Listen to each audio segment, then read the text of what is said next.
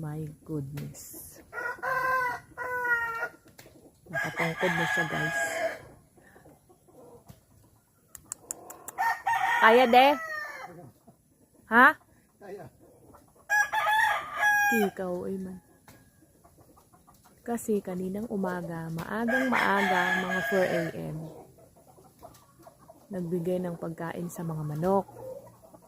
So yun, na-slide. Ewan ko lang kung na-dislocate, pero sana hindi. Ugat lang man siguro. Kaya, de? Ha?